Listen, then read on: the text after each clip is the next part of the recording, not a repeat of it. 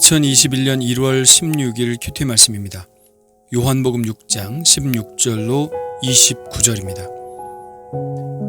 저물매 제자들이 바다에 내려가서 배를 타고 바다를 건너 가버나움으로 가는데 이미 어두웠고 예수는 아직 그들에게 오시지 아니하셨더니 큰 바람이 불어 파도가 일어나더라.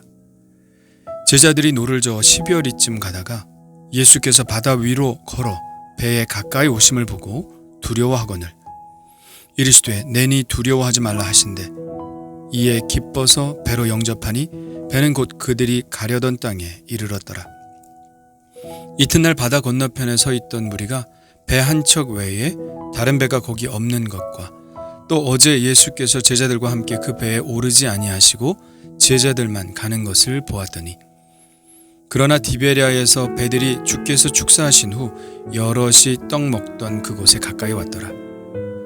무리가 거기서 예수도 안 계시고 제자들도 없음을 보고 곧 배들을 타고 예수를 찾으러 가버나움으로 가서 바다 건너편에서 만나 랍비여 언제 여기 오셨나이까 하니 예수께서 대답하여 이르시되 내가 진실로 진실로 너희에게 이르노니 너희가 나를 찾는 것은 표적을 본 까닭이 아니요 떡을 먹고 배부른 까닭이로다. 썩을 양식을 위하여 일하지 말고 영생하도록 있는 양식을 위하여 하라. 이 양식은 인자가 너희에게 주리니 인자는 아버지 하나님께서 인치신 자니라. 그들이 묻되 우리가 어떻게 하여야 하나님의 일을 하오리이까? 예수께서 대답하여 이르시되 하나님께서 보내신 일을 믿는 것이 하나님의 일이니라 하시니. 아멘. 예수님은 기도하러 혼자 산에 오르시고 저물도록 예수님이 내려오시지 않자 제자들은 배를 타고 가버나움으로 갑니다. 예수님 없이 하는 항해 어떤가요? 좀 불안하지 않나요? 해는 이미 졌고 칠흑같이 어두운 밤이 되었습니다. 갈릴리 어부 출신이 많은 제자들에게 사실 밤이라는 것은 별 문제가 되지 않았겠죠. 언젠가 베드로가 예수님께 밤이 맞도록 그물을 내렸지만 고기를 못 잡았다고 말한 것을 떠올려 보면 밤에 배를 탄다는 것은 매우 일상적인 일이었을 겁니다. 그런데 문제는 풍랑이었죠. 갑자기 큰 바람이 불어 파도가 일어났습니다. 제자들은 어떻게든 빨리 이 위험을 벗어나고자 열심히 노를 저었습니다. 노를 저어 10여리쯤 갔다고 하니 엄청난 거리죠. 파도도 일어나고 바람이 부는 상태에서 노를 저어 목적지로 간다는 것은 엄청난 체력을 요구하는 일이었을 것입니다. 그렇게 그들의 힘이 거의 바닥났을 즈음 저 멀리서 어떤 사람이 바다 위로 걸어오고 있었습니다. 아마 그들은 바다의 유령이었을 것이라고 생각했을지 모르죠. 호수나 바다는 저마다의 전설을 가지고 있지 않습니까? 갈릴리 호수에도 전해져 내려오는 유령에 관한 이야기가 분명 있었을 것입니다. 그들은 단단히 겁을 집어먹었죠. 넋이 나간 채 그 시커먼 물체를 바라보았을 제자들의 모습이 상상이 갑니다. 그런데 배 가까이 다가온 그 그림자로부터 익숙한 음성이 들려옵니다. 내니 두려워하지 말라. 바로 예수님이었죠. 그들의 표정은 바뀌었습니다. 예수님인 것을 알아보고 그들은 뛸 듯이 기뻤습니다. 그리고 예수님을 그들의 배로 영접했죠. 그리고 그들은 가려던 목적지에 곧 무사히 도착할 수 있었습니다. 이 이야기는 요한이 기록한 예수님의 7가지 표적 중 5번째 표적입니다. 다른 표적들에 비해 매우 짧게 다루고 있는데요. 그러나 이 이야기가 시사하는 바는 적지 않습니다. 예수님 없이 항해하는 인생에 대해서 이야기하고 있죠. 그들에게는 어둠이 덮칩니다. 어둠은 혼돈의 세력, 죽음의 세력을 의미하죠. 실제로 그들은 풍랑을 만나 죽을 위기에 처합니다. 그러나 그때 나타나신 분이 누구십니까? 바로 구원자 예수 그리스도시죠. 홀로 외롭고 위험한 항해를 하고 있을 때 우리를 구원하실 분은 바로 예수님 한 분밖에 없습니다. 우리를 위해 그 풍랑을 뚫고 우리의 삶의 현장까지 찾아올 사람이 누가 있을까요? 오직 예수님 한 분밖에는 없습니다. 그분을 만난 우리는 모든 두려움이 사라지고 기쁨이 충만해집니다. 예수님을 만난 감정은 기쁨, 그 외에 다른 것이 아닙니다. 그렇게 기쁨 가운데 예수님을 영접하고 예수님과 함께 항해를 시작하죠. 이제는 혼자가 아닙니다. 위험을 만나도 괜찮습니다. 예수님이 제 배 안에 계시니까요. 그렇게 예수님은 우리와 함께 인생의 항해를 하시고 우리의 목적지까지 안전하게 인도하십니다. 그 목적지는 어디일까요? 바로 예수님만이 인도하실 수 있는 목적지, 하나님의 나라인 것이죠. 예수님 없는 우리의 삶은 어떤 삶이었나요? 어둠과 혼돈, 위험한 풍랑이 몰아치는 삶 아니었나요?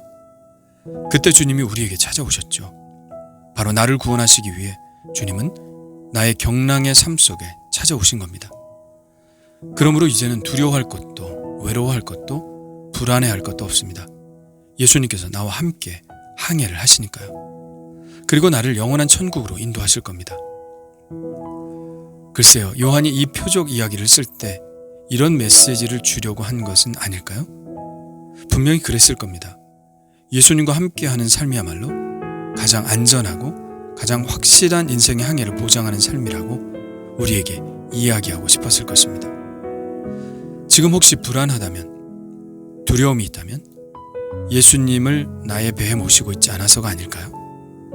예수님을 기다리지 못하고 혼자 내 길을 가려고 해서 그런 것은 아닐까요? 그들이 무사히 가버나움에 도착하고 다음 날이 되었습니다.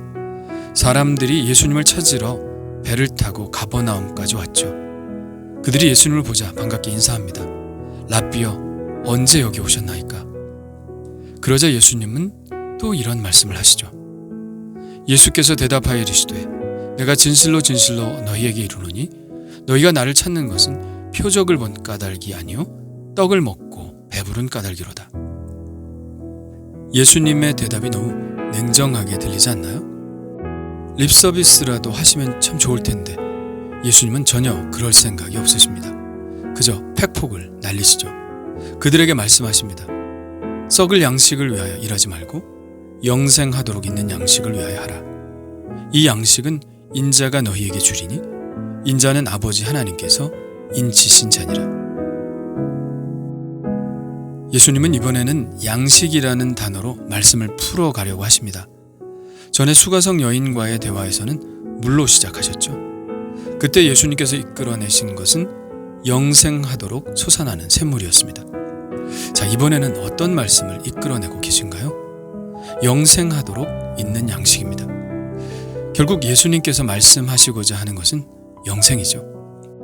예수님은 단 한 번도 이 영생이라는 주제를 벗어나시지 않고 있죠. 예수님이 하시는 말씀의 모든 것들이 전부 이 영생이라는 단어에 수렴이 된다면 우리도 당연히 이 영생에 관한 주제를 심각하게 생각해야 합니다. 예수님은 우리가 다른 것은 몰라도 이 영생을 얻기를 간절히 바라고 계시니까요. 사람들은 떡을 바라고 예수님께 왔지만 예수님은 이 떡을 통하여 정말 중요한 진리로 이끌기를 원하십니다. 썩어질 양식에 대한 관심으로부터 영생하도록 있는 양식으로 그들의 시선을 끌기를 원하십니다.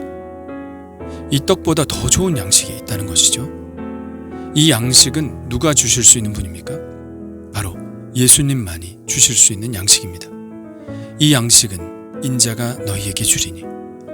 그들은 오병이어의 기적을 일으키시는 예수님을 보고 예수님이 이 세상의 떡이 아니라 영생하도록 있는 떡을 주실 수 있는 분임을 알아보아야 했죠. 그들은 영생하도록 있는 양식을 위하여 일하는 것이 하나님의 일을 하는 것임을 알아들은 것 같습니다. 그래서 이렇게 질문하죠. 그들이 묻되 우리가 어떻게 하여야 하나님의 일을 하오리까? 예수님께서 말씀하십니다. 하나님께서 보낸 일을 믿는 것이 하나님의 일이니라. 자, 이야기는 결국 예수님을 믿는 것으로 귀결이 됩니다. 영생하도록 있는 양식을 위하여 우리가 할 수 있는 것은 아무것도 없다는 것을 보여주시죠. 우리가 무엇을 하여야 영생을 얻을 수 있겠습니까? 우리가 할 수 있는 것이 아무것도 없다는 것은 이미 니고데모에게 하신 이야기 속에서 알 수 있죠. 우리가 영생을 위하여 해야 할 일은 단 한 가지밖에 없습니다. 이 영생을 주실 수 있는 예수님을 믿는 것입니다. 그것이 우리가 영생을 위하여 할 수 있는 유일한 일입니다. 왜 그럴까요? 바로 예수님 안에 생명이 있기 때문이죠. 아버지께서 자기 속에 생명이 있음 같이 아들에게도 생명을 주어 그 속에 있게 하셨고, 그러므로 우리가 영생을 위해서 해야 할 일은 그 아들 예수 그리스도를 믿는 것입니다. 영접하는 것입니다. 그분을 나의 삶에 모시고 사는 것입니다. 그분을 나의 배 안에 모시고 함께 항해하는 것입니다. 떡이 아니라 그분입니다. 물질의 복이 아니라 참 복이신 그분입니다. 표적이 아니라 그 표적이 가리키는 바로 그분입니다. 오늘도 예수님을 저의 삶 속에 모시고 영생의 삶을 살기를 원합니다. 주님 감사합니다. 어둠과 풍랑이 몰아치는 저의 삶 속에 찾아오셔서 감사합니다. 사람이 떡으로만 사는 것이 아님을, 썩어져가는 양식을 위하여만 사는 존재가 아님을 알려주셔서 감사합니다. 그 무엇보다 예수님을 구하게 하옵소서. 그 무엇보다 예수님만을 모시게 하옵소서. 주님, 나의 삶 속에 오셔서 머물러 주시고 나의 삶에 몰아닥치는 그 풍랑들을 잠재워 주옵소서. 어둠을 물리쳐 주시고 주님과 함께 하나님의 나라에 이룰 수 있도록 저를 이끌어 주옵소서. 예수님의 이름으로 기도합니다.